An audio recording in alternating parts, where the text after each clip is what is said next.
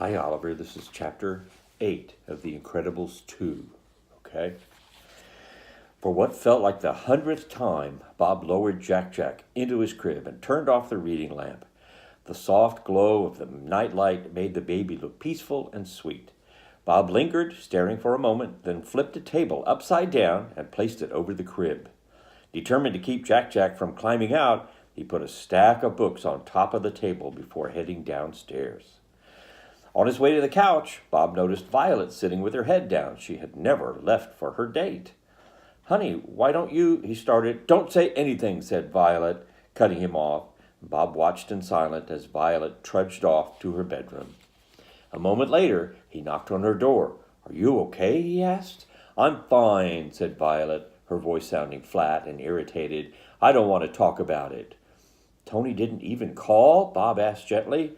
"I don't want to talk about it," repeated Violet. Bob tried to say something else, but Violet interrupted again. "Dad, if you want me to feel better, then leave me alone, please." Her voice cracked. Bob tried to think of something comforting to say, but unable to, he stood silently. Finally, he headed back down to the family room, and before he reached the bottom of the stairs, he heard the television.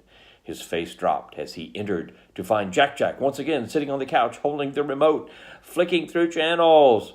Finally surrendering, Bob sat beside Jack and soon fell asleep.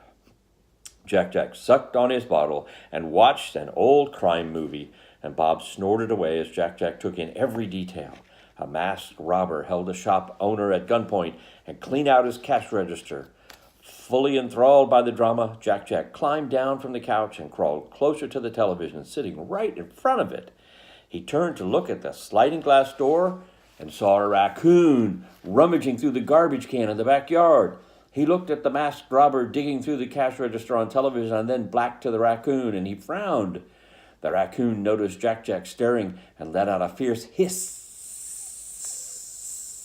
showing off its sharp teeth, and Jack babbled at it angrily. "Ooh."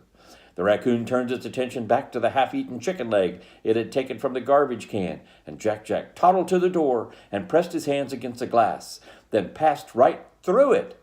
Standing on his little feet, he grabbed the chicken leg from the raccoon and tossed it back into the garbage can. Clang! He used his mind to make the lid float into the air and back onto the can. Jack unleashed multiple superpowers as he took on the raccoon, wrestling, punching, and kicking it. He giggled as laser beams suddenly came out of his eyes and shot at the raccoon. Trying to escape the lasers, the raccoon jumped onto the patio umbrella and clung to it. The umbrella snapped closed, trapping the raccoon inside. Jack pointed his lasers at the umbrella's pole, slicing it in half, and the raccoon tumbled under Jack just as the baby superhero turned goopy and sticky. The raccoon had stuck to him, unable to move. Crash! Bob was awakened by the loud noises on the patio. He saw Jack and the raccoon brawling in the backyard and rushed outside to stop the fight. When he reached for Jack, the baby displayed another superpower. He multiplied. Suddenly, there were a half-dozen Jacks all over the yard. No, Bob screamed as he tried to scoop up all the babies. Then each one vibrated and merged back into a single Jack. The raccoon paused before taking off. It fixed its gaze on Jack and let out a long hiss, crinkling its nose and baring its teeth. Jack giggled at it, waving his fist in the air. "You have powers! Yeah, baby!" Bob cheered. He inspected Jack, "and there's not a scratch on you." He looked at the sliding glass door and remembered he had unlocked it to get in outside. "Did you go through the locked door?" he asked, laughing loudly. "Who can multiply like rabbits and go right through any solid—" Oh my God! The consequences of Jack's powers finally settled in, and Bob realized how disastrous it could be. Before he spiraled into full panic mode, ring! The phone rang. He picked it up. "Hello," he said. It was Helen calling from her hotel room. Bob tried to hide his shock and confusion over what he had just witnessed. Jack babbled in the background, and Bob set him on the floor. "Sounds like I just woke you up," said Helen. No, it's just Jack. He had an accident," said Helen, cutting him off. "I knew it. I'm coming home right now. I never should have." No accident. Stay there and finish your mission, said Bob. And you never should have what? You don't think I can do this? He was suddenly defensive. Sorry, Helen said. I misspoke. She took a breath. Do you need me to come back? She asked. No, said Bob. I've got this. Everything's great. What happened to Jack? Helen asked. Nothing. He's in excellent health, answered Bob. Violet marched into the room, sobbing quietly. Helen asked Bob about Violet's state. He stalled as he watched Violet head straight for the fridge with her head down. She methodically removed a tub of ice cream from the freezer, grabbed a big spoon from the silverware drawer, and trudged back upstairs, still weeping. Good, all fine and good, he said quickly. And Jack went down with no trouble? Helen asked.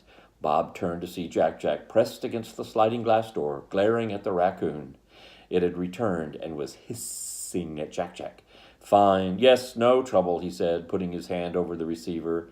And Dash got his homework done? Asked Helen. Bob glanced toward the dining room to see Dash sitting at the table, slumped over his math textbook, sleeping. All done, he lied. So things didn't spiral out of control the moment I left? Asked Helen. Amazing as it may seem, said Bob, it had been quite uneventful. In fact, how about you? I saved a runaway train, shrieked Helen, happy to finally burst with her exciting news. It was so great. She told Bob every detail of her rescue, and he picked up the remote and turned on the television, surfing through the channels. And he watched, frowning, as various anchors reported on Elastigirl's big rescue. The story was everywhere. I'm on this runway super train full of passengers going backward at 200, 250, 300 miles per hour. And I pulled this sucker into the station, she rambled. Boom, no casualties. That means nobody got hurt. She squealed, delighted. Bob clicked off the television. I'm telling you, honey, it was a saga. That's fantastic. Bob was really proud of her, but he couldn't deny the fact that he was also very jealous. He missed doing hero work and having all the reporters talk about his great rescues. I'm so proud of you, he said, as he banged his head against the wall.